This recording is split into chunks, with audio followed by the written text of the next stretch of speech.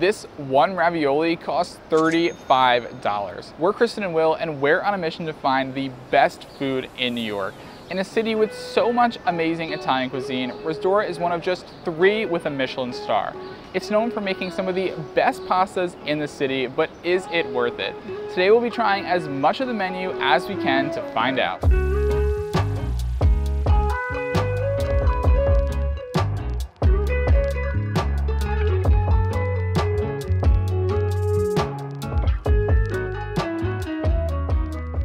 The name Rezdora is a Modenese word that means the head of the household, which is typically a nonna, or grandmother. Chef Stefano Secchi studied the cooking techniques of local nonnas in Italy's Emilia-Romagna region, the region where most of the food on his menu originates. Prior to opening Rezdora, he trained at Osteria Francescana, a 3 Michelin-star restaurant and former world #1 that many consider to be the best in Italy.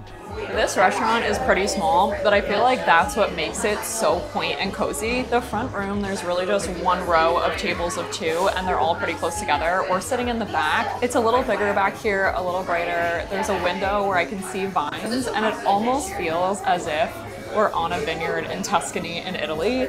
And the ambiance in here really gives that as well. There's all these rich colors, there's exposed brick, lots of wood, but then there's also rich elements. So there's this antique mirror on the wall. I love the gold accents and the lighting. It is beautiful and it smells even better. I cannot wait to try some pasta.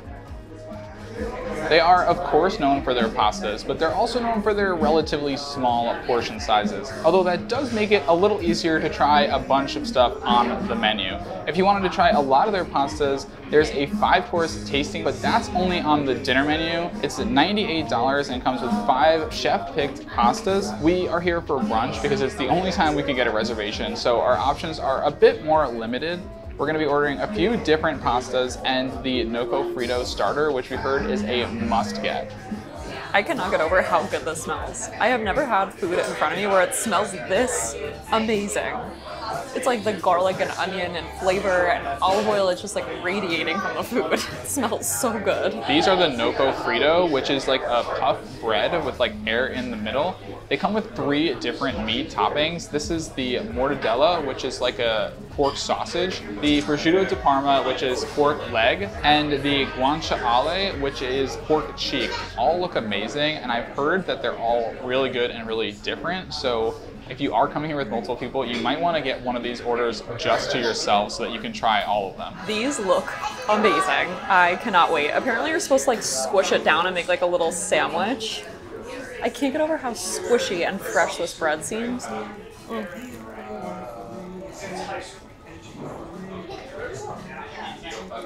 Oh my goodness. This is the prosciutto one, and it's like the perfect tenderness, the perfect saltiness. It has that rich pork flavor, and this bread is absolutely incredible and the perfect complement. It's like a little bit sweeter. It kind of reminds me of a pastry. It's got like a little bit of like a funnel cake, doughy friedness to it. I want to keep eating it, but I'm going to try the other ones instead. I feel bad I'm like ruining them all before you get to try it, but this one is the mortadella. That definitely has a strong ham flavor to me. The first one was a little bit more sausagey, a little bit more smoky. Both delicious, but different. And I think it's cool that we get to try them all next to each other because you can really see the nuances and like the little differences between them. All right, last but not least, the pork cheek. This last one I feel like was actually the least flavorful. It might have been because I didn't get a big enough bite of it. It's definitely the smallest amount of meat. It's more oily than the other ones and a little bit saltier, but at the same time, I feel like it's the least amount of flavor. I think this first one, the traditional prosciutto, was my favorite. It's so good.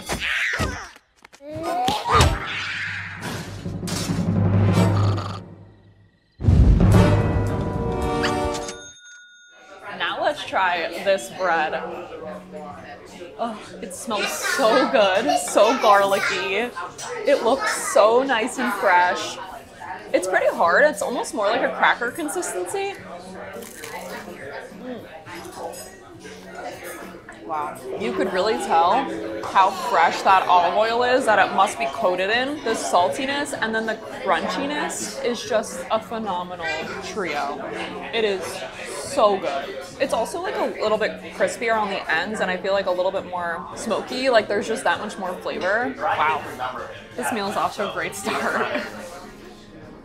We just got all our pastas and they look delicious. The portions are very tiny though. I love the presentation and the place. How gorgeous is this blue? But first up is the Gramigna. There's braised sausage on top. It's like a braised sausage ragu. And there's green and yellow noodles. It looks so homemade. Here we go. That is phenomenal. The flavor is unreal. The garlic. I love how oily it is, and that ragu is the perfect complement. It is so flavorful. I get sausage notes. It's so comforting as well. Oh my goodness.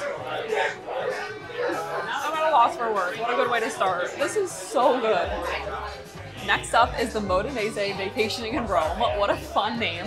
It's supposed to be like a spin on a carbonara. I see big chunks of pancetta and these nice thick noodles look so homemade and delicious. I see a little bit of pepper.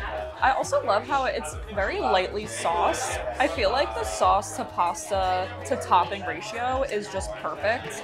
All right, let's give it a try. Definitely reminds me of carbonara. Honestly, a little too much pepper. All I'm tasting is pepper right now. It's nice and creamy.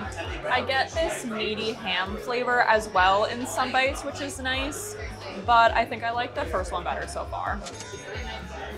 This last pasta dish, and the one I am most excited about and curious about, is this single ravioli. It's called the Uovo Raviolo. There is an egg yolk just oozing out of it. Apparently it's sourced from Arkansas, and it just looks so fresh and orange. There's also this fresh truffle on top. This is one huge ravioli. I'm gonna make sure I get a little bit of everything. Some cheese, some breading, some of that truffle. Here we go.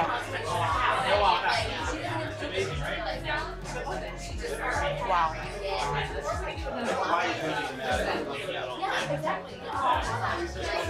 It's the perfect amount of truffle, and that ricotta cheese complement is unbelievable. And that egg yolk adds like such a richness.